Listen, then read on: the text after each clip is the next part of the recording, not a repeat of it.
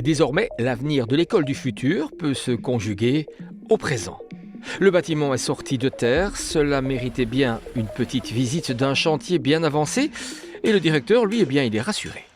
Chaque année, on refuse quantité d'élèves parce que on est limité par la place. Donc oui, ces bâtiments-ci étaient une nécessité, d'autant que le projet École du futur a pour vocation de se développer, de continuer, de s'ancrer dans le futur avec un grand F.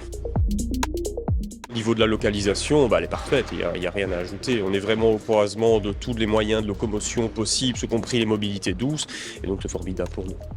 L'arrivée du tronc commun en 2026, le manque de place pour accueillir des élèves dans l'enseignement secondaire, mais aussi la vétusté des bâtiments de l'école provinciale du futur étaient à l'origine du projet.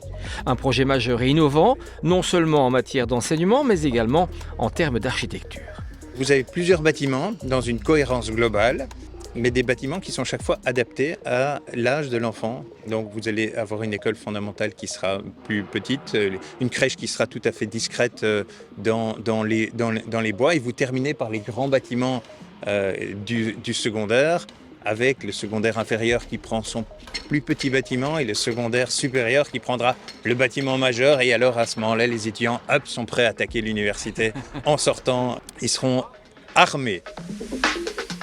On aura des espaces qui seront partagés à la fois entre les différents partenaires qui construisent leurs propres bâtiments, mais aussi avec le public en dehors des heures scolaires. Et donc ça a tout son sens au niveau à la fois donc de rentabiliser, si on peut appeler ça comme ça, les deniers publics. Et en même temps, ça permet aussi, puisque c'est un projet qui est unique et chaque fois montré en exemple par la Fédération de Bruxelles comme quoi c'est une école idéale, mais ça met aussi en avant toute une série de technologies, performance énergétique, mais aussi la technologie qu'on aura pour donner l'occasion à nos jeunes de mieux être formés. Et on pourra vraiment parler de l'école du futur, comme ça voulait le dire.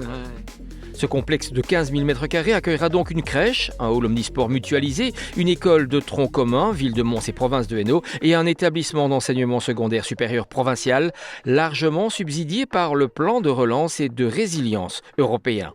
Échéance mai 2026 et dans la foulée, la rentrée de septembre.